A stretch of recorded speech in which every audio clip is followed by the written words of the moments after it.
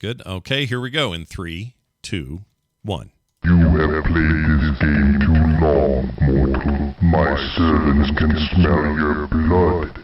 Human, I think I shall remove you from the board to face your own masters.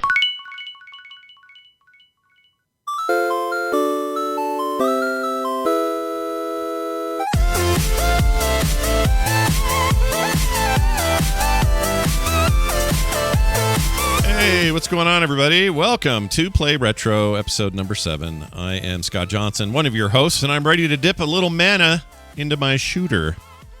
Oh, and I am your other host, Brian Dunaway, and at the start of life, I chose Hurt Me Plenty, and I have regretted it every day since. Oh, Hurt Me. Did they use the same? They use the same scaling thing in there? Is the same list of difficulties?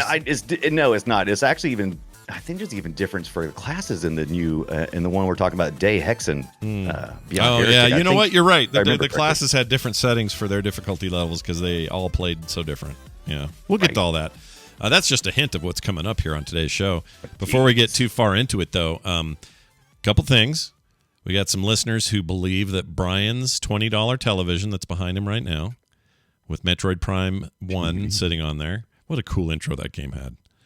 I love it. It's so good. It's like, so good. Yeah, it's flashy and it looks like viruses and everything else. And I'm like, what's the story, Metroid Prime on GameCube? It holds up in a really magical way. That element of it, that's really neat. Anyway, a lot of people think your TV was hot. They think you got it off some fencing weirdo out of the back of his trunk, and he, used it for drugs or something. What do you think? Like I said, the guy was on Facebook Marketplace. He sold it to me. We met in the parking lot of a not even a real Piggly Wiggly. It's their Savor brand of Piggly Wiggly stores. He ran there with the thing in his arms on a almost a drizzly day. Sure, it looks suspect. Sure, but it's a $20 TV that I'm sure nobody misses, even if it is hot. I mean, if you're gonna do something, it doesn't sound like stealing somebody's 25-year-old TV and selling it to somebody else for $20 is exactly the move to make. I agree. But it works though. Look at it back there working away, pumping out the goods. Let me tell you, even if he stole this thing, he earned the $20 from hauling it from where he came from. Yeah. He was sweating. It's not giving you back cancer or something by just playing back there, is it? I was worried it would smell like smoke and everything else would be. I was worried about the condition. It's in really good condition. And once I did see the guy, he looked like he's a young person. But he looked like he was really into retro games. He kind of had that whole vibe, and he seemed like he was from the city. I live in a fairly small town. He sounded like he had an accent like he was from the city, and I think he was just trying to make changes in his life. Sure. But that's what I'm telling myself so I can have this hot TV behind me. Yeah, and I can respect this about this guy. He's totally fun. By the way, I have another hot TV coming in. This one's free. 26-inch Sanyo has 2 S-video inputs. Wait, how are you getting that? How'd you work that out? Is this another one of your Brian's got a sugar daddy out there somewhere who's just like going, oh, Brian wants a thing? I'm putting it in the mail today. Like, he's got somebody on the out. Send that to him. I don't know who that is, but congratulations. I don't have anybody like that in my life. Yeah, that's fantastic. This is actually, I said I wouldn't go back to Facebook Marketplace, but I did. And I went and looked. I just typed in old TV, and instead of doing 20 miles from where I'm at, I did 50 miles. And there was somebody right on the edge there who was giving away a free TV. And this person actually had a Facebook profile that looked like a normal human being. The last guy I wasn't sure about, but this person has a regular, picture. And so I was like, because I got this TV really cheap, but it's only got AV. So it's got one audio and one video and a coax. So the quality is only going to go so far.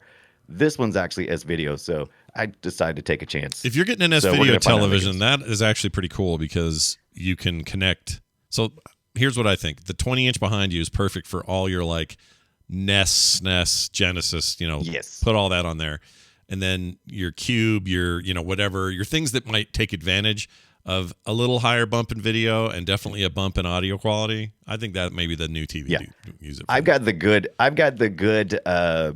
S-video GameCube. There was a version that didn't have the better connectors, and I have the one with both the high definition connectors. So that's the reason why the GameCube is what prompted me to look again. Oh, well, that'll do that. My GameCube died when one of my son's friends A TV about that big was connected to a GameCube, and he got up there and thought he was being funny, and he grabbed the TV, and it fell over face down and smashed the GameCube and the controllers. Oh, my God. Wrecked it. I was so pissed. I was so pissed at that kid. And that kid now, he's like on the run from the law. He's like a little drug-dealing weirdo kid. Oh, now. he broke the wrong person's GameCube. Yeah, he did. A pattern of bad behavior. Yep. He's living a life of crime and is in his, he's 20 or 22 or something now. Anyway, good luck to him and his trip on the lam. Also, I went down a pretty hard 16-bit sports rabbit hole in the last little bit. And all week I have been like scouring every old 16-bit football game I could find. The Tecmo series of stuff that were on the SNES and Genesis. I played a lot of World Series baseball on the Genesis, and the 32X version, by the way, was awesome. Oh, graphically, it was not that different, but it had really great sound and just kind of the best version that they made. It's part of the Sega Sports series. I still think it's the best 16-bit baseball game ever made, and there are plenty of good ones. All right, Ken Griffey Jr., some weird stuff on the front cover, but the rest is real good. Good game. If you're not following Play Retro Show, Scott posted on Twitter. You should, because Scott posted that picture, and it is fan-freaking-tastic. I worry about it. Like it's not. It's borderline what you might think of as like going, oh, did somebody do that on purpose, or feels almost a little bit like it could be in the racist area, but it's not. It's just the way the artwork. It's just the art. Out. It's the pixel art. It's just not. Yeah. I'm just saying. I think it's not good. Great, but the game's good, and yeah, like I like Ken Griffey Jr. as an alternative. It's a good game, but I went through all of them, and I am telling you, after extensive play, and we'll get into this in some future episode. For me, pound for pound, World Series baseball. 98, I think, is the last version they did, and then I want to say that may have been the 32X version as well. Although I think they just titled that World Series Baseball. But anyway, that was an amazing baseball game, and I'm still playing. Were we into rubber banding with our sports game at that generation? Some. I think it was mostly like arcade translations. Still had a lot of rubber banding. Like the NBA Jams were that way, although you could tweak rules to make them less so. But like World Series baseball never felt that way to me. It has a really fair batting and swinging and stuff kind of system to it. The one weird thing I'm running into is I've noticed. So we've talked about NHL '94 before, possibly voted by many, including myself, to be maybe the greatest sports video game of all time. It's amazing. Specifically the Genesis version. The SNES version is different, and it's not the same. It's weird. It's not as good. They got more kind of close to each other around 96, 97, but back then, for some reason, this Genesis one just had magic in it. Just felt amazing. It was the first one that had like the one-shot mechanic and all that. Or the one-touch, one-shot. What's it called? Where you pass it in. You pass it in and the guy immediately shoots, whatever that's called. Yeah. I don't know, but it was a game changer, literally. Yeah, it was amazing. Anyway, it was really good. And Game Pass has a version of that in there. You just install it, and it plays like the old retro, Genesis version, music, sound, everything. It's just like that game. But they've got brand new current rosters in it, which I didn't expect. So I fired that thing up, and I'm thinking, well, I guess I'm going to play with some team that doesn't exist anymore, or a team that's bad now or was good then, or I didn't know. And I fired up, and it's like, here we go. We got the Las Vegas Golden Knights. I'm like, are you kidding me? Are you kidding me?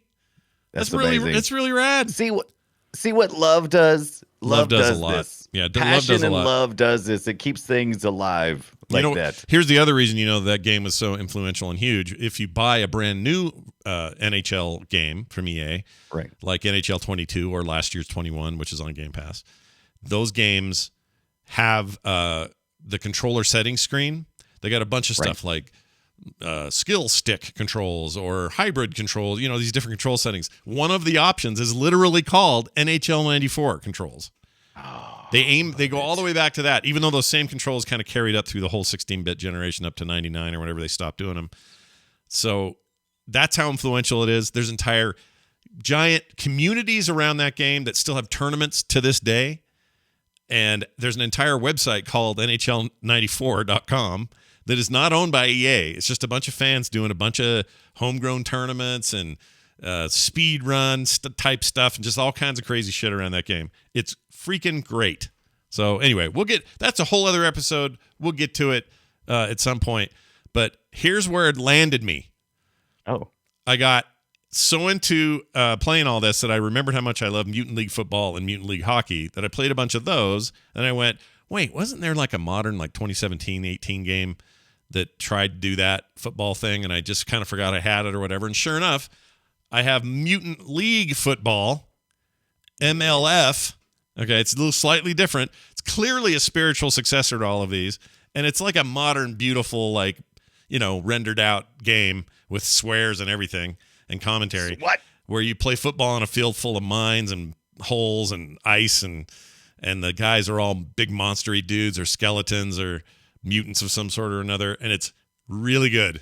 So I just want to give those guys a shout out. It's on sale, by the way. The Xbox Store has it for all the Xbox Series XS and One for $7 or something.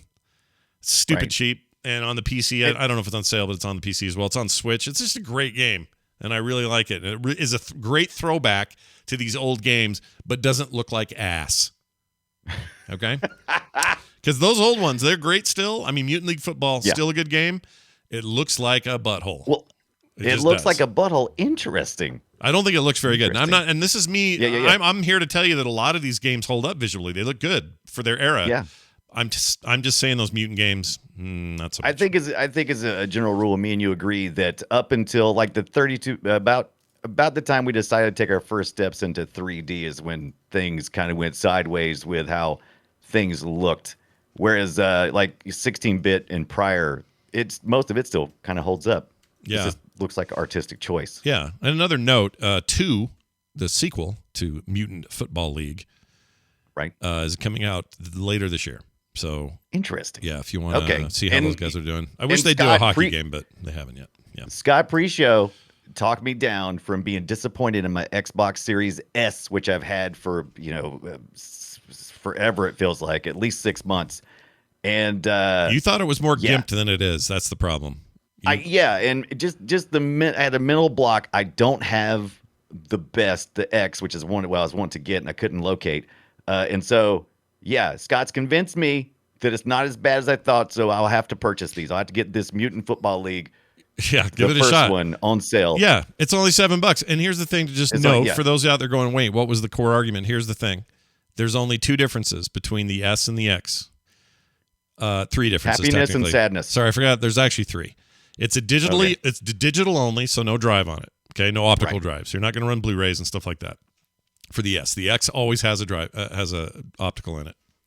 Number 2, hard drives like, I forget, 800 something versus the gig that's in the other one, whatever it is. Right. So this hard drive smaller. Yeah, maybe a little less than double, but yes. And then the S outputs at 1440p.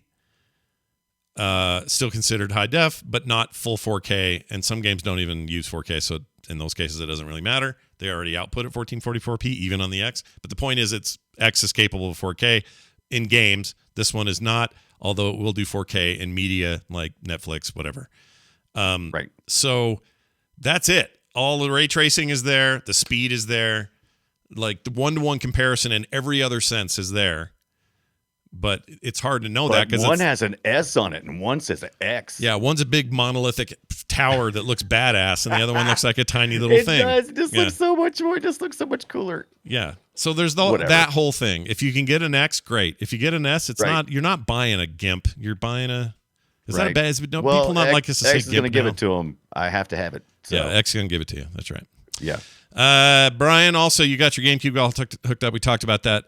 If I wanted to get one of these CRTs, which do you think I go Facebook Marketplace or do I go like Craigslist? What do I do? Where do I go? Well, I'm afraid of Craigslist. As scared as I am of Facebook Marketplace, Craigslist is like it's a nightmare, man. Yeah, are there any legit people on Craigslist? I don't even know. They're going to touch your pee-pee. If you go there, they're going to go, hey. I don't know, man. That one really scares me. But you definitely don't go on eBay unless you're just like, you know what? I don't want to hassle with anything, and I want it now. So that's always the deal I tell people. It's like it's according to what you got. Do you got more money than time? Then go ahead. If you got tons of money, go ahead and just order it off eBay because you can get it practically right now. Yeah, eBay's eBay's like a giant mute button. You don't have to deal with the people. You just you don't have to deal with anybody. You just and if they email you trying to get you to deal with them, you ignore those emails because they're trying to scam you anyway, and you move on. Right. So okay. I'm going to take your advice. Let's see what King Griffey says. I think you guys should keep making the show and talk about Heretic and Hexan. Okay. But wait, I got to talk about this before we do that. I got to talk about one more thing. I didn't put it in the notes here, but it did arrive. Tony said he was going to send it, and Tony came through. Tony sent me. Oh, you bastard. This Mr. FPGA emulation, hardware emulation. See? He's got sugar daddies. I don't have a sugar daddy. The closest thing I have as a sugar daddy is Greg for Walkman in the chat sent me an old Walkman once. And that was awesome. I love him for it. That's pretty cool. I don't have a Walkman, so that's pretty. Was it a Sony Walkman? Yeah, it's a yellow Sportsman one. You can't get them anywhere anymore. Look, it's right here. Right. I've been using it to transfer some old tapes around. But the point the difference between me and you, Scott, is that I complain about this for months at a time until people send me stuff to shut up about it. This is true, says King Griffey Jr. I agree. Yeah. Right. See, I really wanted it. I really wanted one, but I couldn't find them in stock anywhere available. And so, like I said, Tony hooked me up, and this is amazing. Let me tell you just quick. I'm gonna review this thing fully very shortly. I just got it this week. I've only had a couple of chances to really load it up. Yeah. But I'm gonna tell you right now, 16-bit and before is what this really does. They're working on a PlayStation core, but everything before then works just flawlessly. And I can't quite put my finger on exactly what the difference is yet, but it just feels right. There's like almost zero input lag, which I seem to have more of when I'm playing on my RetroPie. And I'm sure there's ways to tweak stuff. But man, I just plugged this thing in, threw up a couple of the Genesis games I've played a lot of through emulation, and the experience just felt snappy, and it felt crisp, and the sound was just spot on. It felt like it felt when I used to play my Sega Genesis,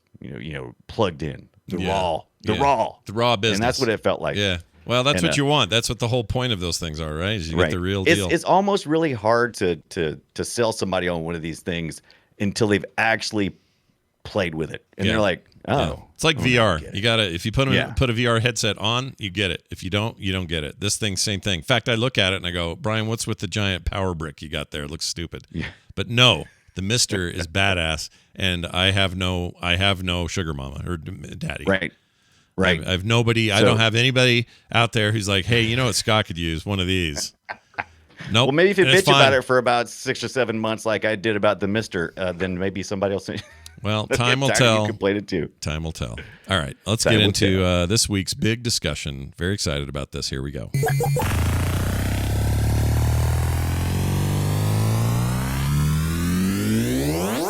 Shall we play a game? We shall. Hey, Brian, have you heard of Hexan Beyond Heretic? No. Have you heard of Heretic, first of all? Let's start where it all began. Did that game mean anything to you when we first started talking about this being a possibility? That's what I want. When you said Heretic, or when you said Hexan and you said Beyond Heretic, I was like, I remember that. I remember some cover art. I usually remember cover art. That's like my one thing that I have. It's like I can remember the cover art of almost every movie or game I've seen, and I could instantly see what it was, but I couldn't see the gameplay. And I was like, I can't remember. So I didn't play a lot of this back in the day. I do think I downloaded the demo, the shareware at that point. I remember peeking through it, but going, this is just Doom and dark fantasy. Yeah, you're not wrong. You're not wrong. It's exactly what it is. It's quite literally that first game, Heretic, is them saying, let's take the Doom engine. It's almost like a mod. And let's throw this together to make it a fantasy setting. It'll be dark fantasy and super metal and all that, but it's it's not sci-fi. Although there are some sci-fi elements. But and once in a while there's a creature, they were all sprites back then, but there's a creature that might hover over and you'll go, oh, well, they just took the eyeball from Doom and reskinned it. And that's okay, because again, Heretic is the beginning of something, not the end. It was a modified Doom engine, so there's only so far you can go, right, with visually because of the engine. Yeah, and it's again, when I first saw it, my big freak out was we were already playing at the office I worked at. We were already playing Doom every day, and I'm like 20 2 or 1 or I don't know. I'm young when this is going on, and I just had a voracious appetite for this new genre of shooters. I just thought this was the most amazing time to be alive, and we would play until late into the evening. Even when my wife was pregnant with our first, she would try to play, but she couldn't because it'd make her sick. So she'd lay pregnant on a couple of benches and just lay there while I played till 2. I feel kind of bad about it now, but she was cool with it. She seemed all right with it at the time. But anyway, we switched over to this for a chunk of time, and it's all we could play. We just loved it so much. That was just felt new, like we were doing something new, and it wasn't just Doom again. And we started modding it. We started making our own maps. We made a map in Heretic. I wish I could find this somewhere. The old WADs, they're somewhere in my old hard drives. But we made a map that was an exact replica of the building we all worked in, and bathrooms and everything. We did this in Quake as well, but that was if you weren't around during that time, that's what we did with Doom and Quake engines. The first thing you would do is you would build a map, and a lots of times it would be like your house or or the office, just kind of like kids do today with Minecraft. It's like, I'm going to recreate the house, and that was our time, right? That's what we did. Yep. And so you got the bathroom and everything? Yeah, bathrooms, toilets. I mean, they were pretty rudimentary. Did you put spawn placements there for the creatures to spawn out of the toilet? Oh hell yeah! You'd open up a door in the bathroom, the stall, and there'd be like one of those floating imps or whatever in there. That was always cool. It wasn't one of the centaurs though, right? No, hell no. They would take up too much space. Yeah, they were too big, and they would get stuck in there. They wouldn't move. Those effing things. Occupied. It was a cool thing though. It was published by ID or id Software, GT Interactive, when it went retail, and it was developed by a very young bunch of developers calling themselves Raven Software. Now, that may mean nothing to some people, but to those who know the name Raven, you'll know that they did some really rad stuff. And they got bought recently in the big scheme of things, by Activision. And as you know, Microsoft is in the middle of purchasing and acquiring all of Activision Blizzard. And part of what they get out of this is the Hexan and Heretic IPs, which is very cool, because also Phil Spencer says, not long ago, said out loud, we're very excited about the back catalog of IPs from Activision, partly because he's a gigantic Hexan fan and he can't wait to see more Hexan. Now to me, that's tantamount to him saying, yeah, we're making a new Hexan game. Whether or not that comes through or not, we'll have to see. But I'm here for it, dude. That new Doom engine, give me that new Doom engine, Doom Eternal, and then slap this in there. Let's go full fantasy and go nuts with it. You're talking my language. You don't. So you want the new Doom engine. So I was debating this too. I was like, if we saw it again, how would I want it to be? Would I want it to be, the new? Of course, that's the default way you go. But I kind of want to see, a 3D world with sprites. After playing this, I played the crap out of this past week, and I'm like, man, the art that is sprite making is just phenomenal. That probably comes from my love from indie games, because you see this a lot in indie games. But I started drawing some stuff in some sprite software I picked up. I should talk to you about that sometime. Do you think there would be success?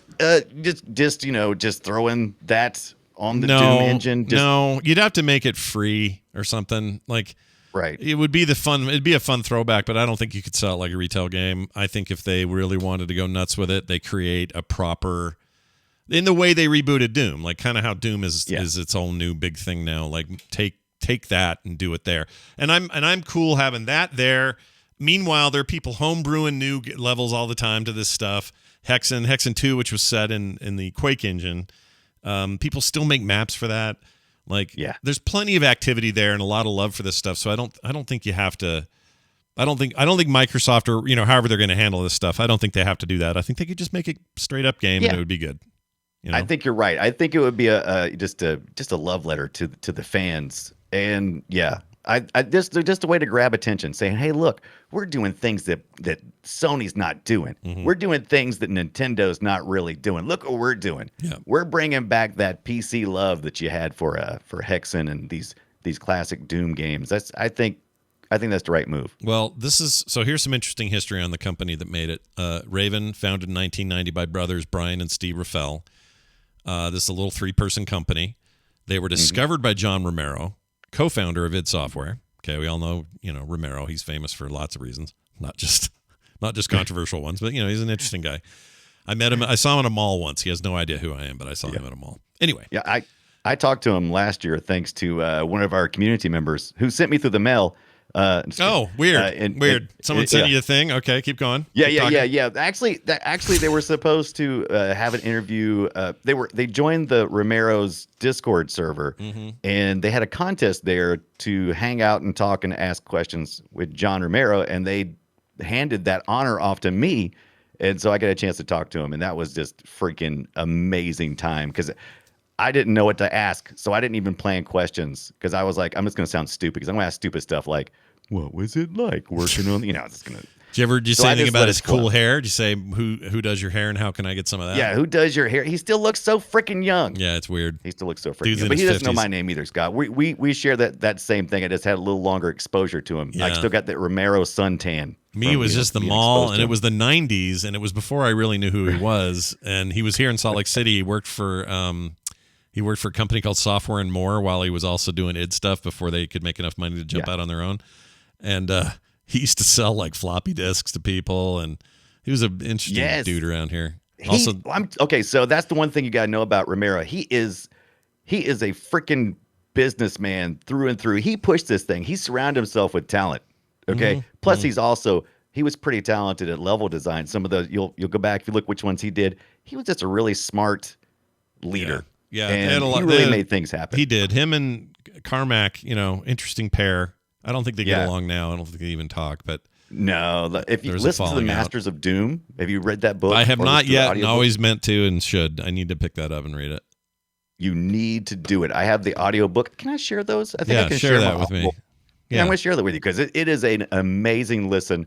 Those guys were amazing. They had a small apartment, and they were in the same town as Raven. Raven put out an ad in the paper. That's how he did it back in the day. Yeah. For a programmer. Yeah. And Romero saw it, so he hoofed it down there, like the entrepreneur he is. Yeah. And sold them on the idea of using the Doom engine, and then he ends up helping all along with this stuff, and it's an amazing story. Well, the cool thing about the engine at the time was that they had made it so it was very modular and easy to work with. You could make, I made levels for hell's sakes, and I didn't know what I was doing, but all the things like triggers and think Minecraft, how you can build a bunch of crazy Minecraft stuff and certain blocks do certain things and all that. Yes, like programmatic kind of visually.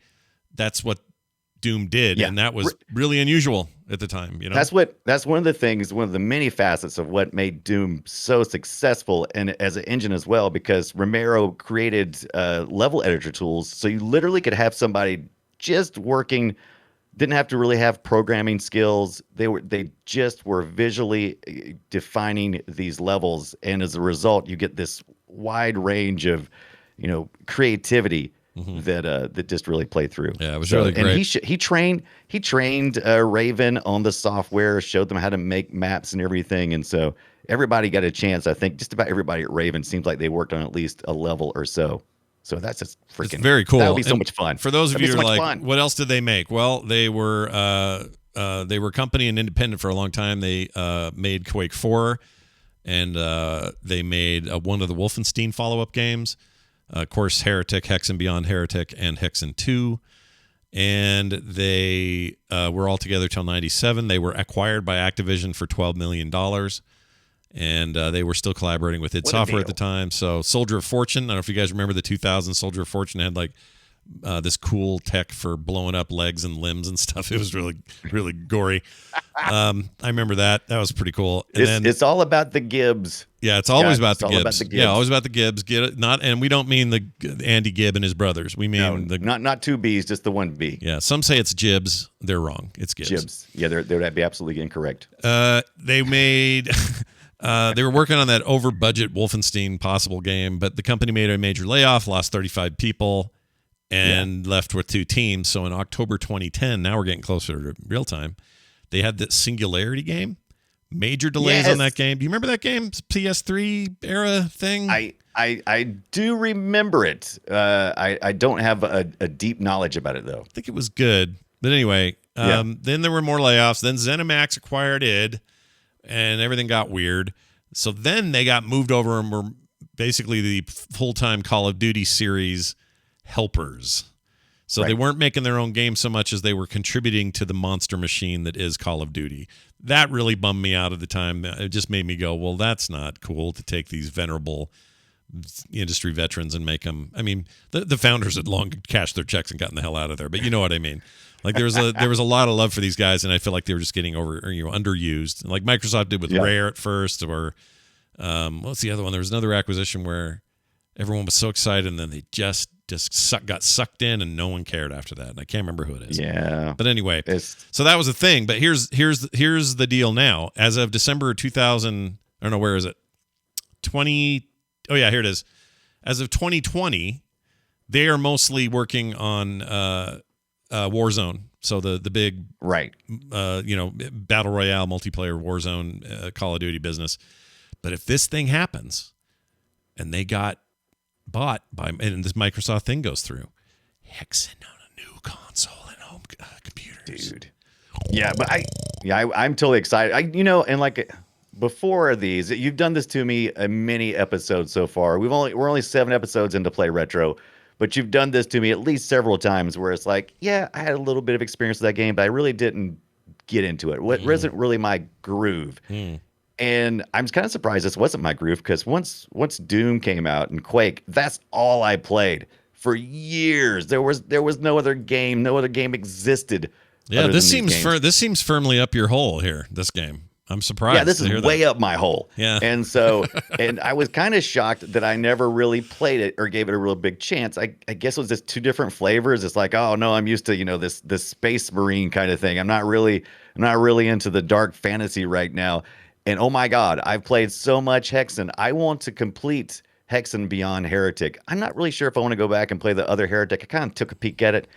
I may want to play Heretic 2, or is it Hexan 2? Well, it's Hexan as well. There's Hexan 1, which is beyond. It's called Hexan 1 Beyond Heretic. That's the one that really went nuts. Yeah, went nuts with it, and it added classes. It added they heavily modified the engine to be able to handle a whole bunch more stuff, including mouse look. What else could you do? Inventory, I think, was new to this. Yeah. They basically have a Diablo thing at the bottom. Look at that, like bottom bit. That's the bottom third. It reminds me of the Diablo screen a little bit. It's totally the Diablo screen. Yeah. But I really regret that I didn't get to play this. But I'm gonna. When we do these reviews, a lot of times I have to put it in my review review. I just go, no, we're done with that because I got to look at the next game. But I want to finish this to completion. Oh yeah, you should keep playing it. It's really fun. It's a it actually still holds up. I think Hexan in particular holds up. The first one felt more like a Doom mod. This felt like its own game. It was clearly using the source material, source engine.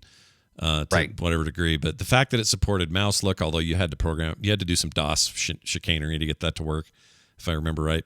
But yeah, mouse look is everything, and I think it's one of the reasons why you don't get I think when you lock in without the mouse look, I think that causes more nausea than when you have the mouse look.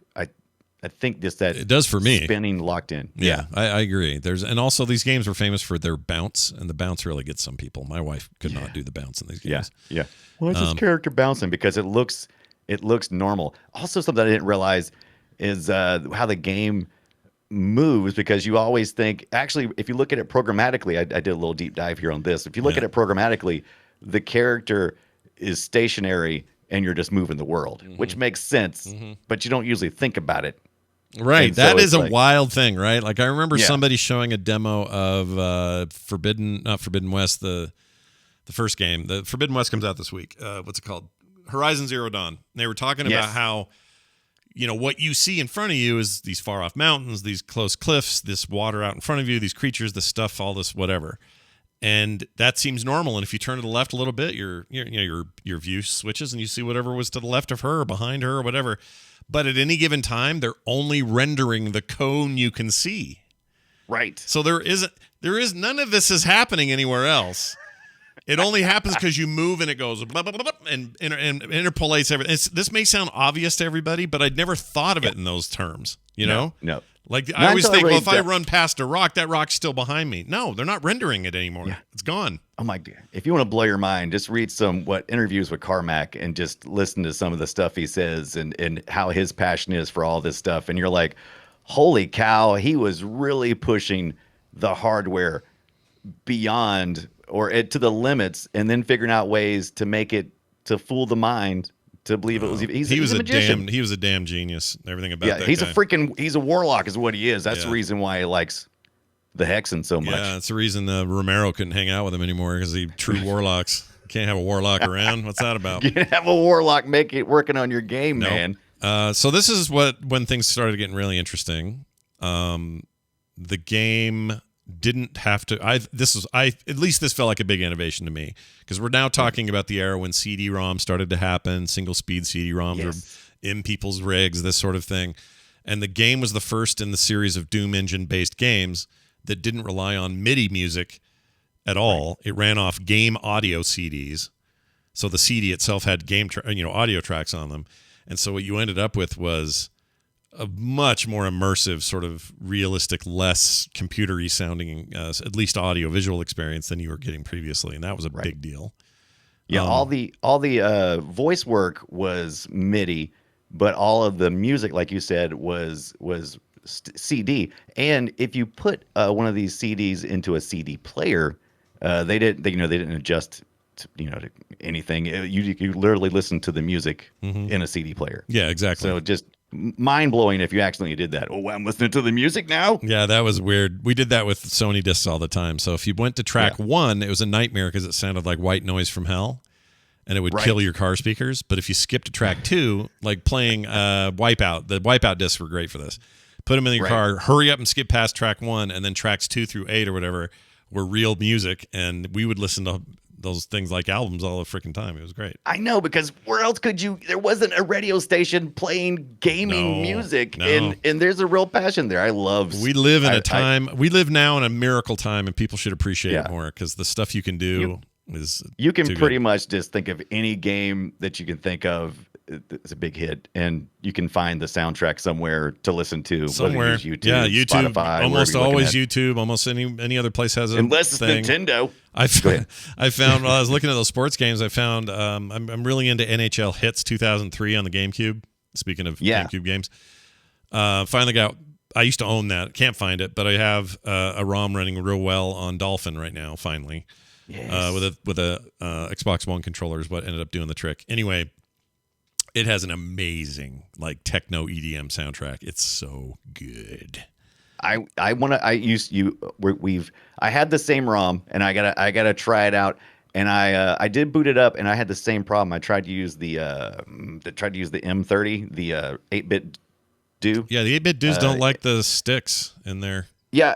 And then I tried using my Xbox controller, and I think I launched this Dolphin core through RetroArch, and even though it was mapped correctly, I still wasn't able to do anything. So I've got to go back and take a look, because it was definitely an issue there.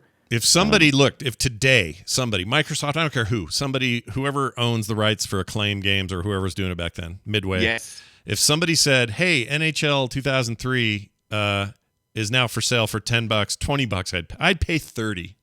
If they put you would pay $30. I love that game so much. I mean, it's an arcadey. It's made from the people that made NFL Blitz. So this is Hits, right, with a Z.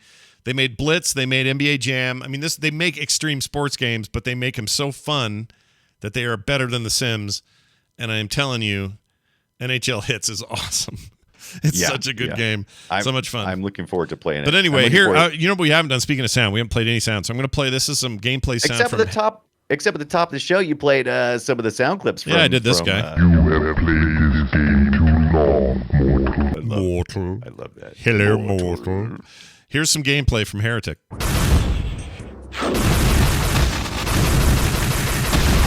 a lot of shooting. Yeah. Lasers. A lot of blood. Yeah, no guns, but the shooting was mostly from staffs. Yeah, like magic bolts and stuff like that. Yes, from staph infections. Yeah. And then, let's see. I got here some Hexan gameplay audio, which is a little different.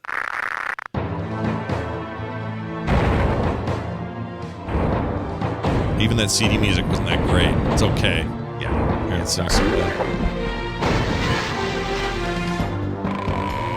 Ooh, see?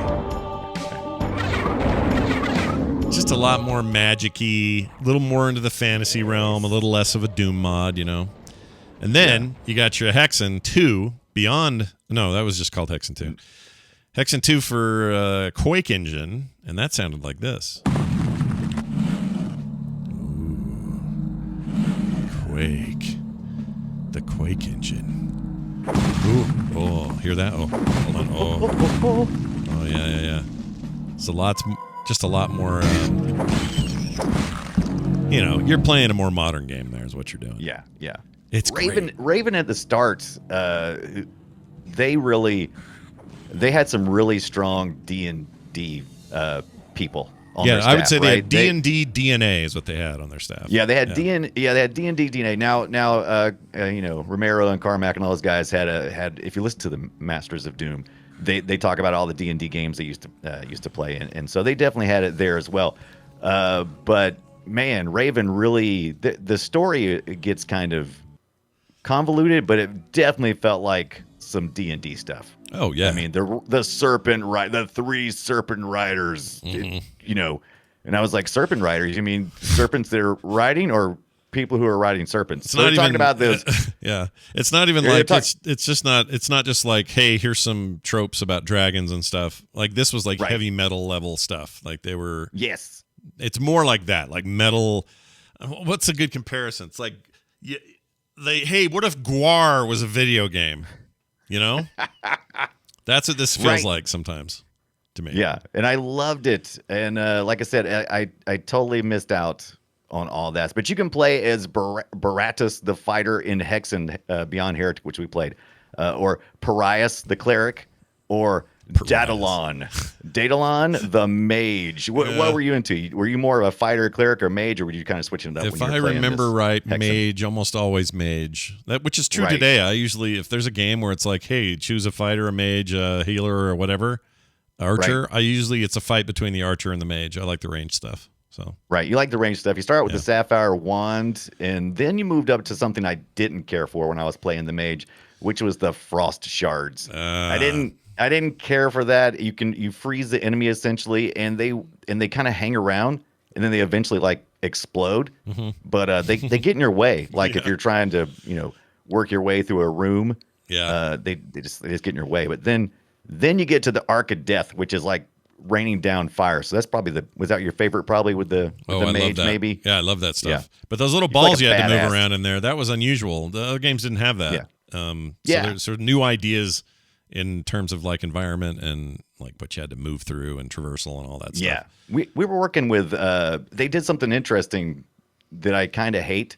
They went from the first Heretic game, it was, typical Doom type level mapping, you collect colored keys and you open colored key doors, and it's, you just kind of just work your way through the progression. Right. Whereas this one had Hexan had a hub system, which is where a lot of teleporting, a lot of backtracking, kind of like a little bit of a Metroidvania kind of thing, to kind of unlock all the secrets, and that's what hooked me.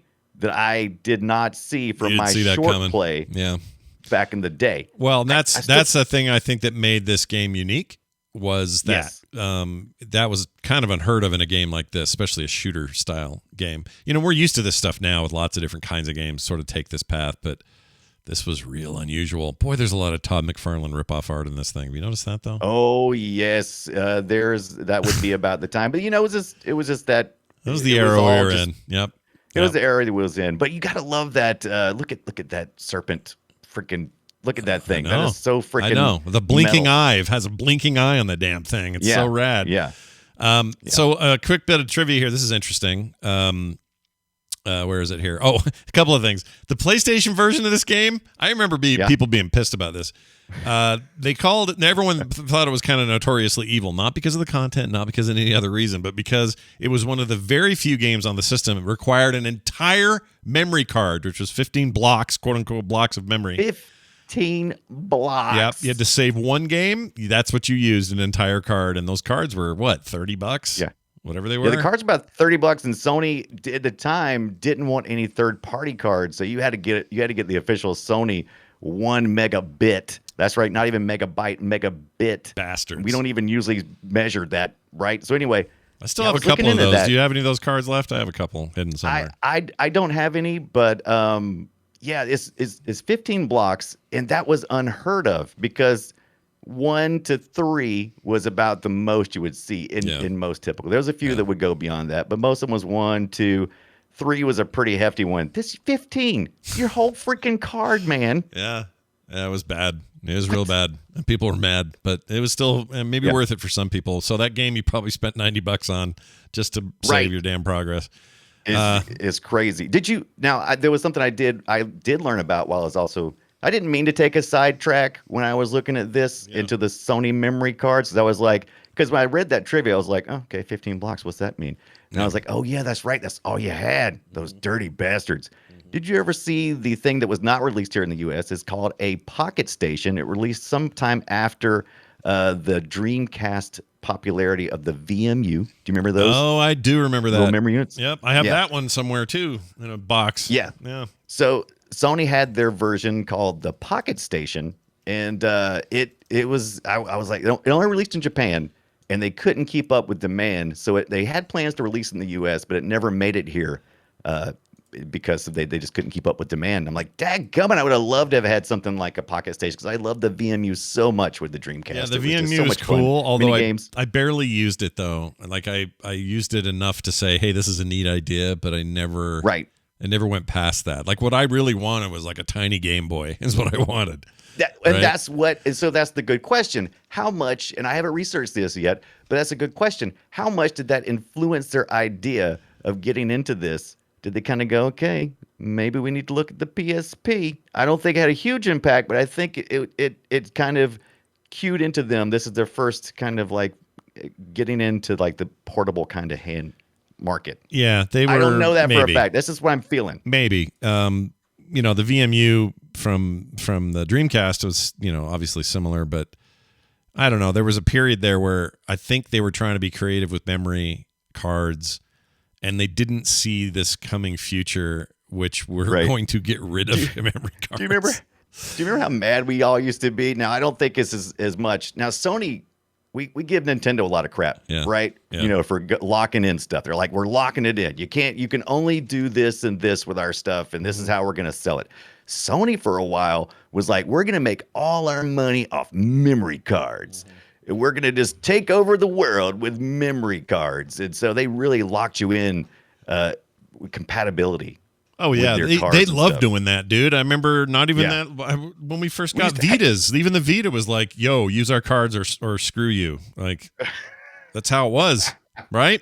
PSP definitely was that way. PSP had the, whatever those are called.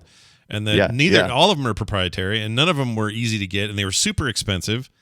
I think Sony shot themselves in the a-hole multiple times by trying to force that shit down our throats. Bad idea. We were mad about it, boy. I remember being so mad about it. Like, this is crap. Yeah, at least Sony, or at least Nintendo's like, SD cards, let's go. Right. They had SD cards in the previous gen. In this gen, they've got micro SDs. Like, they're not just trying to force some Nintendo thing down our throats. Thank goodness, dude. But then again, Nintendo didn't have to really mess with this era. Well, they did. Okay, I take that back. GameCubes had cards. But prior to that, cartridges were doing all the battery backups. Right. Yeah. And if you don't remember how the chronological order of how this is going, so you had cartridges, and you would have saves wouldn't go on the systems because it just didn't make much sense. If you had a whole bunch of cartridges, and if you're saving each one of those games into the system, it's going to take up a lot of resources. So you started putting memory cards in the carts themselves, but of course batteries would die. But then when we moved into the CD era, you couldn't put a memory chip onto a CD, right? Nope. So you had to have these little handheld, these little memory cards, these little 1 megabit memory cards. You know what I think is cool and Sony completely effed up? What's that? I don't mean to take us on another tangent. No, that's fine. That's what we do here. That's what we do. But the Vita was badass. That was a really cool console, and it still is. But man, if they let that drop like the wet turd they think it is. Yeah, Vita is still alive in the retro community. It is one of those machines that people recommend because it still has some juice left. It's still got some life. Yeah, JC Calhoun, by the way, is saying that Nintendo has their own cards. We're not talking about their cartridges. We know that. Those are proprietary cartridges. I'm talking about the memory sticks. Or the storage on the device are just SD cards. And they also have a built-in card or built-in storage. It's just not huge. So you go buy 128 gigabyte micro SD and stick it in your Switch. And right. But I think he's referring to the official licensed SD cards, I think. No, you can use anything. I'm using some total off-brand in there. It doesn't care. My Switch does not give a shit. Not according to Nintendo. I've read it. It's like, maybe they want me to buy their stuff, but screw them. You need the little Mario chip. The Mario chip. Hello. Yeah. Stick me in the device. Anyway, the mod scene has been really interesting around that device. The Vita is cool just in general. They shut the store down. It's like they don't care anymore. There's no reason that thing could have carried on longer and been better. And Nintendo quit forcing proprietary formats down our throat. Just make a rad handheld. I think it would have been great. I loved mine. Well, you know what I'm doing? I am welcoming in the people who are now discovering that if they want to enjoy their Wii store, which stores are shutting? Nintendo's shutting down two stores. Wii and 3DS are both going down. Wii and 3DS. I welcome you to the retro community, the place where we do stuff because we're not allowed to get it. We're gonna listen. So, we're gonna preserve it one way or the other. I would love to see some 3DS stuff, although most DS stuff is kind of bad. I mean, there's a lot of it. Having a pen and a freaking thing that's required for most games, it's just not. It's not great. We're going to talk about it next week, but the screen, the gaming console that both of us got from Anbernick has a touch screen. That's the reason why I went with that one, because you can do the touch screen DS stuff. It'll run in Droid, the Droid version. There it is right there. This is the device. Yeah. This is called the Anbernick. What's the new model? Anbernick did RG. Oh, I can't remember. Anyway, whatever it is. You can dual boot. You can go into Linux or you can go into Android. And on the Android side, it's TouchMan. That's what the Android does. That's how you navigate. So it's a good seamless experience. And it's supposed to be a pretty good touchscreen. Although I've not booted into Android mode yet. I'm only running it in the Linux side and doing emulation there. But so far, this is a rad little device. I'm very excited. Yeah. Excited though about the day I go in here and flash it and put in proper, like they're real weird about some of the ROMs they use. And so I want to go do my own thing. But again, micro SD cards, there's the DS listing and the touchscreen, there's some stuff that works in there just fine. By the way, Tetris for the DS is one of the greatest versions of Tetris ever made. And you don't need anything for that. But, they just list all your games and it's what you're used to from most emulation station type stuff, but so far, by the way, cool. Nobody sent this to us. No, this is us. Me and Scott, I think, got his off Amazon. I bought it directly off the Anbernick store just to see how that experience would be. Mm-hmm. It shipped from California, so they do ship from inside the U.S. They warehouse it in the U.S. if it's where you're ordering from. I think they got a warehouse in the U.K. as well as China. Yeah, they have them here too. Because they had one here in Salt Lake in their distribution here. Because that's how I got it. Amazon had it same day when I ordered it. Excellent. Well, Amazon, they're just a warehouse as well. But you don't always know if that storefront is the official people. And that always kind of worries me a little bit. There's always weird stuff like that. But anyway, so far so good. Like Brian's getting his when he does, and we've had our way with it. Friday. Our way with it. Oh, that was Thursday. Did they push the day? You got a different day. It did get pushed one day, but they gave me a date range that it would arrive, and it's not going to arrive on the first day they said it might be. It's going to arrive on the second day as opposed to the third day. Hopefully, it won't be into that third day. Okay, bringing things back to Heretic and Hexan for a second. Yes. There's this one bit of trivia that pisses me off because I want to see what this was going to look like. There was a third game in what they call the Serpent Riders trilogy. That's what these are all part of. It was originally called Hecatomb. Hecatomb. You need to say it like that. You have to go high up there. Hecatomb. Hecatomb. Like Mario again. Let's see what I don't have him up anymore. I was going to say, let's see what Ken Griffey says, but I lost that. which would have featured 9 Dungeons and Dragons inspired character classes. 3 good, 3 neutral, 3 evil. So they were even going to do it on like an alignment system in the game. And a large open world environment as opposed to having linear levels or a hub like Hexan. The game was canceled after Activision acquired Raven Software, leading to most of the original team to leave the company to form Human Head Studios. You've heard of them before. They do stuff. And Romero left id Software, and the games Hexan II and Heretic were developed in its place. Only a few elements of Heretic survived in these games. So they were literally trying to get to D&D, right? They were trying to get to a first-person shooter D&D, and they were just kept every iteration they were going a little further. And it's too bad we didn't get to see that final story, right? Did we actually get to see? Yeah, we saw we saw all 3 brothers, right? We saw all 3 of the Serpent Riders from Heretic, Beyond Heretic, and then Heretic 2. Hexan 2. Yeah. Hexan 2, sorry. Yeah, I think that happened. As far as Human Head goes, let's see what they're working on here lately. Okay, interesting. They started with Blair Witch thing, and then they worked all the way up to their latest game was Rune 2. Yeah, which I loved, and I talked about on our other podcast we had. It was quite unpolished at the time that I got into it, and so it kind of felt floaty, but I loved what was going on in it. And when I went back and looked to see why, I was like, oh, I get it now. I see where these people are coming from. Yeah. And so I need to go back and visit it. It was really an uneven experience, but I was having a lot of fun. Oh, Dungeon Defenders is them. I didn't know. I haven't seen that. What is Dungeon Defenders? I haven't seen that one. It's 2015. You must have seen this. It's like a action-based tower defense business. I was never my jam, but people liked it. Gross tower defense. Kind of gross. Their latest. I heard Pac-Man's a tower defense. What do you think about that? F that. That's a terrible idea. Yeah. So they're. I don't know what they're working on now. Oh, they were okay. So they did the 2006 Prey, not to be confused with the other game Prey that came out, and they canceled Prey 2, even though there's another Prey 2 by somebody else.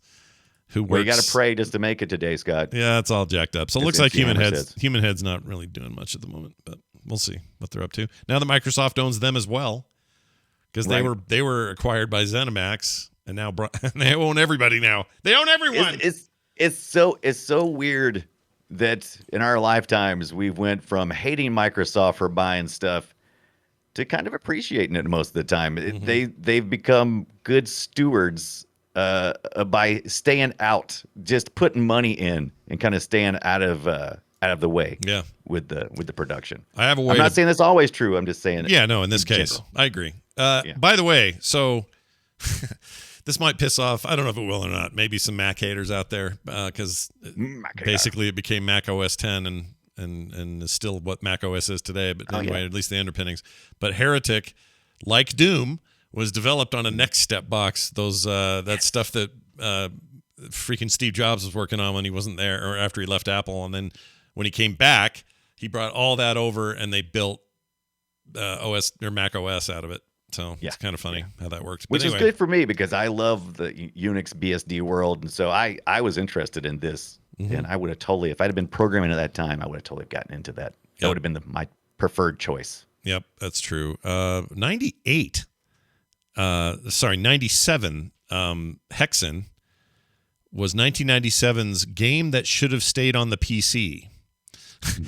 Commenting that while the N64 version was the best of the console ports up to that point, all 3 were poor conversions, and Hexan was too old by the time they were released. I kind of agree. They really tried to bleed that stuff out as best they could, I guess. Right. All right. It probably should have it, but I was really interested in the N64 version. So you can play multiplayer. Yeah. Split screen, right? On the N64 it was split screen. Yeah. So you could play it to 4. You could play it to 4 players, and I'm like, okay. It seems like that'd be fun. We all like 4-player shooters on there. Wait. That might have been. Was that maybe that might have been for Hexan 2? Because I was like, there's only 3 classes. Let me see if I'm reading that right. I thought Hexan had split screen. Changed all the graphics quality. Yeah, it was Hexan. So I guess it was up to 4. Yeah, 4-player split screen. They added more. I'm curious how that played. I don't have 4 friends or 3 friends, so I don't know. I can tell you it's ugly as hell. I can tell you that. It does not look good. So it being squished down into a little 4x3 cube, does it make it look better? No. All right. I'm going to say no. And also, here's the other thing about all that. The game, well, if I've learned anything over the last month, let's say, of digging so deep into so much retro, right? PlayStation 1 and N64 games don't look good at all. Yeah. Like there's not even like me going, oh, well, it's just later, it's a 3D and some of that's, none of it looks good now. Unless they were 2D games made for the machine, like Marvel versus Capcom on the PlayStation, looks flawless. Amazing. Yeah. But it's a big pixel game. Like it's just a proper platform for it. So it plays better than the arcade even. But anything they were trying to just like go for, it was a growing period. Nobody knew what the frick they were doing. And it looks like shit, okay? And they didn't have Carmack there to guide them. No. I think he always made the right choice to the next step that served the game. And I think these other people were just there's lots of great talent out there. I'm kind of giving everybody a hard time. It just feel like it was definitely a growth moment where anybody had the ability, or at least too many people maybe had the ability to make games that probably I don't know. Shouldn't have been given any money. Whatever. I'm just saying. Hexan on you this shouldn't device, give me money to do it. I would suck. N64. Look how muddy. Look at these textures. Yeah, it's pretty rough. It looks like mud. This is not my experience. By the way, when I played this when my playthrough this week of Hexan Beyond Heretic was done in GZ Doom. I purchased it. Now you don't have to purchase Hexan because the source code's out there for Beyond. It was released at some point in time. You can get the source code. Can you get the WADs? I don't know. The WADs are important because source code is 100% available. Yes. Right. So the WADs are there. Is it part of the source code? I don't know if it is or not. Yeah. But you get you get a lot of your sprites. You get your sprites in the WADs. You get all of the scanning stuff. You get the audio files, all that stuff. You never mess with a WAD file. You need to research it. It's a lot of fun. That's how me and Scott used to do a lot of modding probably back in the day. Or at least, make all your own WADs. So, if you made a map, it was a WAD, and the WAD included texture information, creature information, spawn points, all that stuff. Yeah. So I downloaded GZ Doom because I did not like the experience. I purchased it on Steam for $4.99, and then I just grabbed the WAD file out of there because I tried to use the Steam version. The Steam version sucks, by the way. It's bad because it uses the DOS box, which is fine in itself, but the configuration from launch on Steam, the DOS box they have sucks, and you can get in there and mess with INI files. I didn't want to do that, so I just downloaded GZ Doom. Took 5 seconds, threw the WAD in there, boom. It had the WASD configurations, everything, the mouse look, all that stuff was ready to go out the box. Some upgraded texturing if you wanted it. Mm-hmm. And so it just looked good. It's smooth, ran so good. How did you play it, Scott? That's how I played it. Exactly the same way. Exactly the same way. That was the way to go. I mean, back in the day, I played it raw on my freaking 486 or whatever the hell it was, but yeah, like in a modern sense, that's probably going to be your fastest way to do it. If you had previously owned the game like I did, I have no problem using an emulator the minute I see it because I've already got the game, so I know I own it. But as far as like being able to buy this anywhere outside of that crappy Steam version, pretty hard to do. You can't really find it. It's not available everywhere. This is kind of a forgotten game. So I mean. Yeah, it's forgotten, but it's hugely influential. Like there's so many games that took ideas from it, and there are modern games today that you'll play that you really don't know how much of this Hexan DNA is in there, but it is. And I want you guys to play it if you can find it. And but I don't think I told you. You mentioned who you like the best. I don't think I mentioned what class I like. Oh, and what do you like there, Brian? What do you like? I gotta say I like being the fighter. Because I like spiked gauntlets. It's the first level. It's the first thing you have. It's your fist. Yeah, but melee's problematic, don't you think? These shooter melee systems are never great, especially back then. Well, it's not bad because it doesn't take long. We didn't even talk about the fact that we use mana here. So use the gauntlets and spike gauntlets. You fight your way through. It's pretty quick. It's very strong hits. If you've never played this before, the first time you do it, I was playing it like a level game. I didn't know anything about the hubs, and I was thinking, I'm going to go to this point to this point. And I was like, where am I even supposed to go right now? It took me forever to realize I had to bust some glass panes out to progress. And I'm like, okay. Oh yeah, they don't hold your hand on that stuff at all. You got to figure it all out. Right. So your first teleport, that's what's fun about this game, by the way, is the figuring out the environmental puzzles. The first teleport you get to, you're already getting the Timmons axe.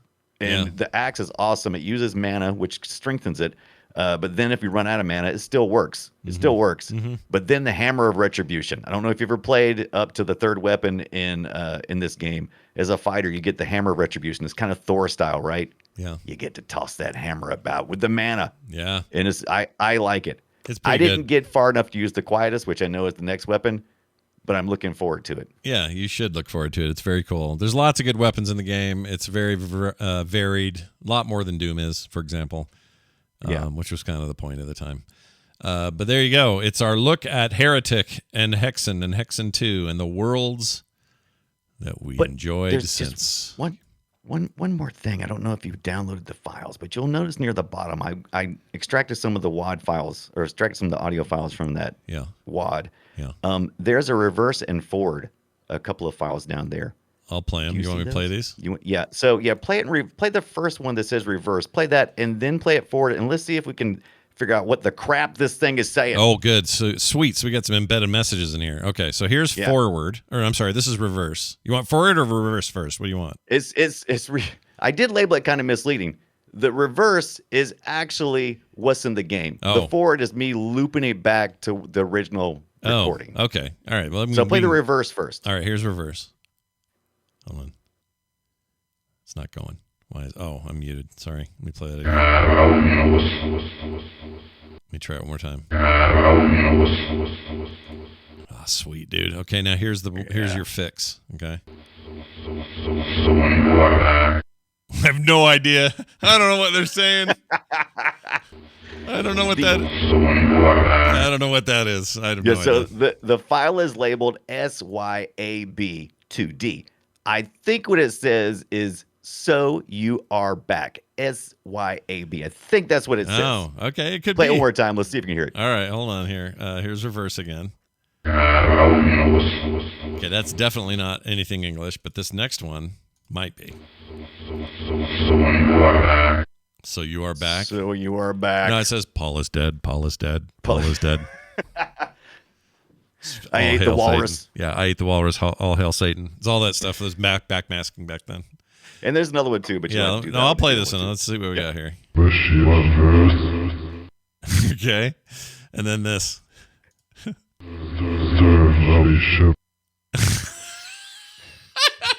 I don't know. The echoing really makes it difficult.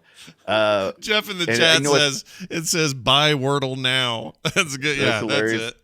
So, they got some echo in there. They also probably slowed down the audio a little bit to make the person's voice deeper. Not really slowed it down. They really lowered the pitch. Yeah. So this one is STB1D. And I think is serve the bishop. I think that's what he's saying. Let me play it again. Serve the bishop. Serve the bishop. Serve the bishop. Serve the bishop. Oh, man. I don't know if that's correct or it's just human pattern recognition or what's going on, but I love it. I freaking love it. Backwards masking is always a good time. Yep. Never fails to be entertaining. Okay. Well done, everybody. I mean, it makes sense, serve the bishop, because at the end of Hexan, you realize that this is just all a chess game for the third Serpent Rider brother, and you'll see your class on the chessboard at the end of this game if you complete it. Oh, so maybe it is serve the bishop. Serve the bishop. But serve him what? Right, or maybe it's the Seven Kings. Seven Kings. There's a lot of story here. Yeah, I don't know if you read all the story. There's 7 kings that were taken over. Easily, confused, and now you're just warriors trying to fight this. There's also Seed elves. How do you say it? Seed elves. Seed elves. I don't remember. Something like that. City elves. That's city right. elves. Not city elves. Not elves that live in the city. No. But city elves. City elves. But I think that's from the first one, the Heretic. Yeah, Heretic had I'm not that. sure if that. I think. Where's the classes? Yeah, it is, I think, Heretic. We don't have it written here, though. All right. Well, on that note, time to guess each other's games. Destroy it. Yeah, that's right. We're playing Guess Our Game, and it's a game we picked from an old list of games. Not really a list, it was just, whatever we felt like doing. And I call my list Google. Yeah, that's a good one. My list these days have been, what do I feel like capturing and then playing? So that's what I'm doing now. I actually played some of this. I'll talk about that in a second when I tell you what it is, but let's see if Brian can get it. I'll give you the hint. It is 2001. Oh, 2001. Yeah, and it's all I'll say for now. Let's see if you can get anything else out of this, all right? And you know what I will say? It's a Nintendo product. There. It's Nintendo. Yeah, give it to me. Here you go. Wow, this is 2001? Yeah, it's got some serious beat going, some serious bass. You can just hear somebody back there just slapping that bass. That kind of thing. Hold on. Yeah, this is like a cart music almost. Definitely cart music. Well, cartridge music. Yeah. Okay, let me try. Okay, this might be more. This might give it away. Real familiar. Oh shit! Don't look at the chat. All right, this is real familiar. Don't look at the chat. That's all I ask. I mean, this to me is all dead giveaway stuff, but you had to have played a lot of it. Yeah, at first it felt something like Mario, but now it doesn't sound anything like a kart or a Mario game. Yeah. Except he's collecting some coins there, it sounds like. Well, maybe he is. Maybe he is. You've been playing a lot of sports games, but I don't hear the sports in it. It's definitely not sports. Do you give up? Game Boy Advance is the system. Okay, Game Boy Advance. Okay, now I'm heading over into Game Boy Advance in my head here. Yeah. Head over there. To the library. Those little cartridges. They're all laying around. Yeah. Did this make use of the of blowing on the console? No, that didn't have that. I don't think. Did it? Did the Advance have a blowhole? I think that was DS. Oh. None of them had blowholes. I think it just used the microphone to recognize that you were blowing. Yeah. But right. But I don't think the Advance had a. I like that there was actually a blowhole in it. That makes me laugh. I'm going to show it on screen, and this might help you. I got it covered. Oh, can I look at the screen? If you want, this is your next hint. Oh my God, I don't know this game at all. So you don't even know this, do you? I don't even know this game. Chat room was correct. What is this? The game is, I forgot who said it first, but it's Advance Wars. And, Advance Wars. Okay, I do know this. Turn-based strategy game, one of my favorite games ever made. It revived my interest in turn-based strategy in a way that it's hard for me even to explain how much this game did for that for me. So if you're like a modern-day enjoyer of the newer XCOM games or any of that, like even the XCOM developers have been on record saying, I don't know that we make XCOM 1 and 2 and have the success we had we not all been hooked on Advance Wars and convinced we could make a modern version of this. And I agree with them. I think they make turn-based so much fun. Yeah. And I wouldn't say it's simplified. There's still like a lot you have to be smart and do strategies and all this stuff, but the art is simplified, but yeah, it looks like some pretty intense strategy. There's the copters I heard. Yeah, the copters will take down your plane pretty quick. One note here that is important to note is that this is getting this and its sequel, Advance Wars 2, are both getting the remaster remake treatment. Last week at the Nintendo Direct, they announced that 1 and 2 are getting something called Reboot Camp. And you should watch the trailer for it. It's a really nice graphical take on this thing. Plus it has voiceover and some other stuff the original game didn't have. It looks really cool, and I'm a huge fan of this pixel work. It's one of my favorites on the system, but the new thing looks real good. Wow, it's hard to almost believe this is on the Advance. It looks pretty sweet. Yeah, it had a map creator. You could make your own maps, share them with your friends. You could play with a link cable. You could do local co-op or local competitive mode. The new game will have online stuff, and it's both games in that collection. I like that you had friends, because I get to learn all about the different ways that people could play multiplayer, like link cables and stuff. Yeah, I didn't have any friends. Awesome. I had so it was both some friends of mine and I both had Advances. We were in our 20s, right? Whatever it was, but disposable we had income. Yeah, but we also had I had little tiny kids then, but as they got older, they loved this stuff. So I would play I would play Game Boy Advance link cable games with my daughters all the time. We loved it. It was so much fun. Yeah. It's nice. A great game, dude. And I'm because I've been so excited about it, I'm actually replaying 1 on my computer and 2 on my new Ambernick just to see how it performs there. Yes. So far, so good. It's all good in the hood. Yeah, I love this series. Oh my gosh, I love it so much. Why is he sweating so much? Why are anime characters always sweat out of that one pore in the side of their head? That must be the largest pore anyone has ever seen. The story is also capital ridiculous. Like warfare is very not serious in this world. You got troops taking out a whole bunch of troops, and in the end, the voiceover's like, darn it, you pushed us back again, but I'll get you tomorrow. It's just all, shucks, you pushed us back. Yeah, it's ridiculous. But the game is freaking hard, but fun. I'm into it. I love it. This is another game that you've brought me around to. It might get its own episode after you've had some time with it, because I think it's a significant title, and I think it should be on the list of, like, whoever does the list of 100 greatest games. I think Advance Wars should be on that list. That's amazing. Right, Brian. I think we should totally do that. You lose today, but you're also going. So here's your buzzer. Sorry, where'd it go? I can't find it. That is the worst buzzer ever. That sounds like what comes out of an anime sweat pour. Gross. But all right, what's my hint here? What do I need to know? So the year is 1983 is where the hints will start. This was actually sent in by Kerwin, who occasionally will send me in some Stump Scott on Guess My Game. So 1983. You even have a sugar daddy on ideas and emails. That's fantastic. That's right. I don't even write my own show notes. What are you talking about? I like this. There's nothing wrong with this. Make others do the hard work. All right, here it is. It's Brian's thing, and I'll try to guess it. Ew. It's like little farts. I know. When I heard this, it was like perfect. Yeah, this is kind of perfect. Why do I know this? There's something about this I know. You could play this. I'm not sure what it was on, but the game capture here was from the ZC Spectrum. The ZX Spectrum. Okay. Why do I know this? This is the sound of movement, right? These are footsteps or something. Sound of movement. No, I mean like the steps. There's step sounds, right?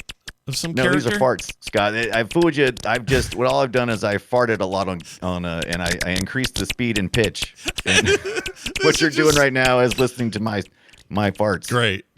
I honestly have no idea, but there's something familiar about this kind of squeaky sound. I don't know what it is. This is super old school, of course. We're talking about, 1982 or 3? What was it? Yeah, 83.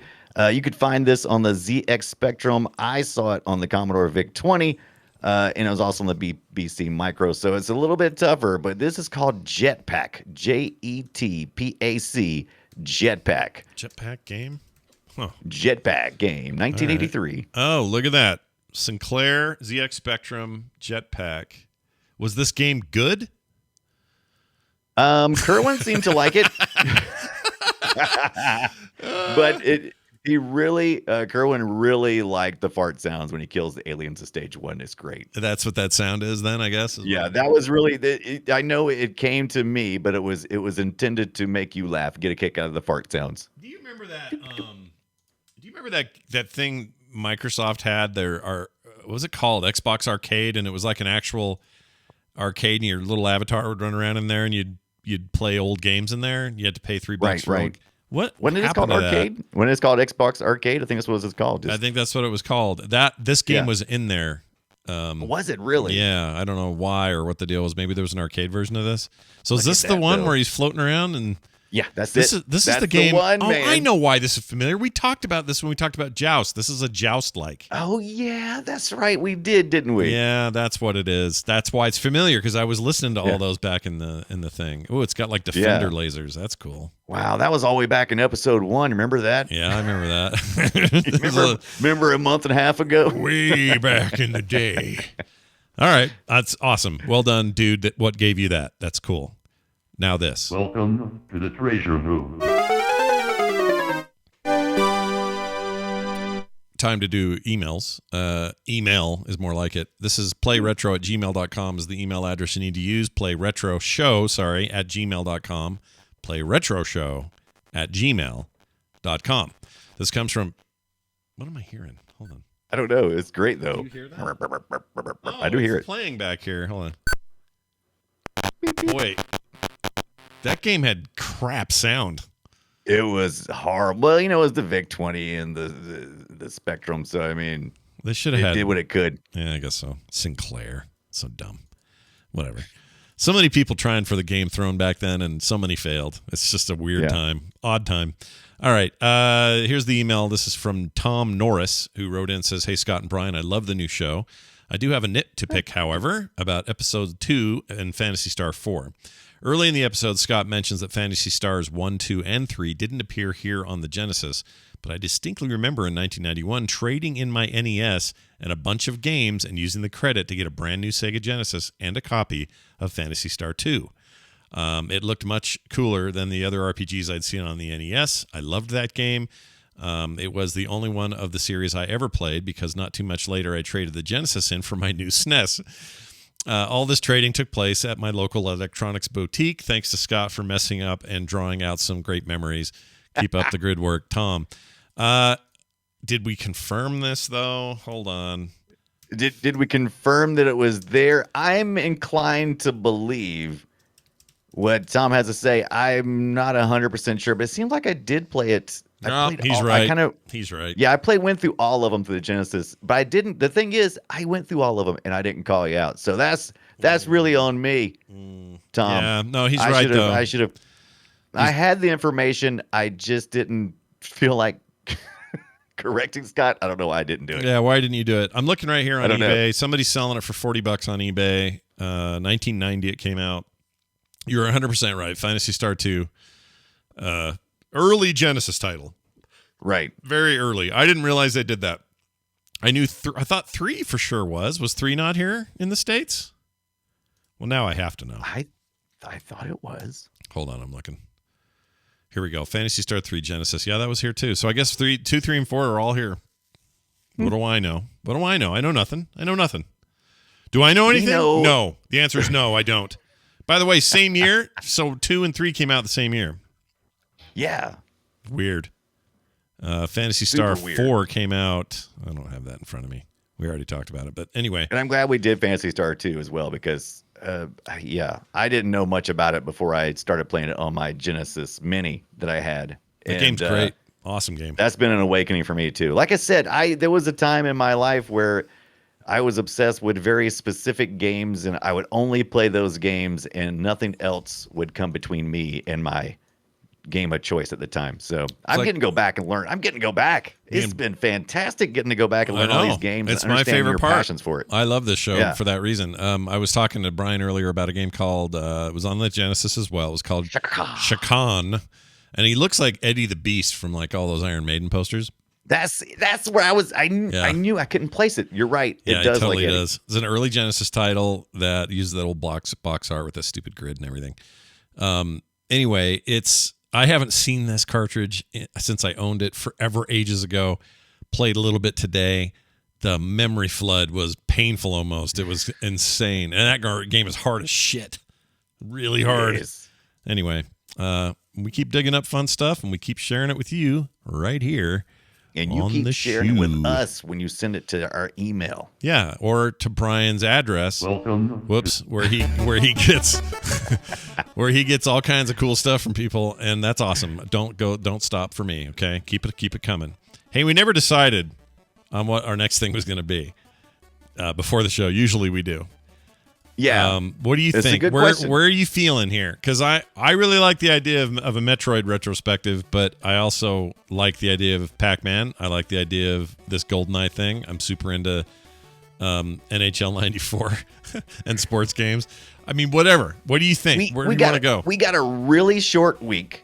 I think we ought to tackle something that's not going to be as a deep dive like Metroid. Oh my God, that's huge. If we go with the series, that's going to be a huge freaking dive. I agree. NHL 94 and the NHL series, I think might be the way to go. You know what? Got a short week. We could do that, and I know some people are like, "What? Really? A sports game?" I'm telling you, it is the greatest sports title. Let us convince you. Ever. All right. Ever. And I don't know what was going on in 94. Hell of a year for sports games. Real good. Right. There's some good golf stuff, some baseball stuff, football, all of it. Had a great year in 94, which we'll pick that apart too and see what's going on there. Actually, 94 was a good year for games in general and also for movies. And 84 was also a great year for games and movies. 98 was an excellent year for video games. Right. I'm trying to see patterns, but then it gets all broken up. So who knows? It does. But don't worry, it won't just be all sports talk. This is the Play Retro show. We'll be talking about the people behind the scenes, the stories, how it got made, all that kind of good stuff. Yeah. So stick around. Come back next week and listen to more of this insane thing that we're talking about. In the meantime, if you like what we do here, we would love it if you came and threw a buck our way. That's all it takes is to get into the ground floor. You can pay more if you want, and there's lots of reasons why you may want to do more, but patreon.com/playretro is the place to do it. I want to thank everybody who heads over there and does that, because that makes life so much better for us. It makes it possible for us to make this show, and it keeps Brian's pimp happy. Just kidding. I shouldn't say that. What does that even mean? My pimp, Scott. Yeah, I don't know what that means. But anyway, that is going to do it for today's show. Thank you all for listening, for watching. PlayRetroShow@gmail.com. PlayRetroShow on Twitter. And the website where everything, like I just mentioned, can be found is over at frogpants.com/playretro. That'll do it for us. Until next time, go play an old game.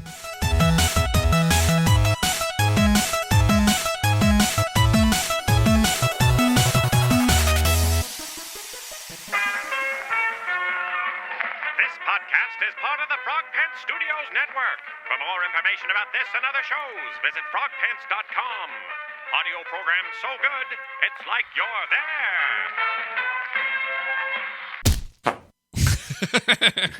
there.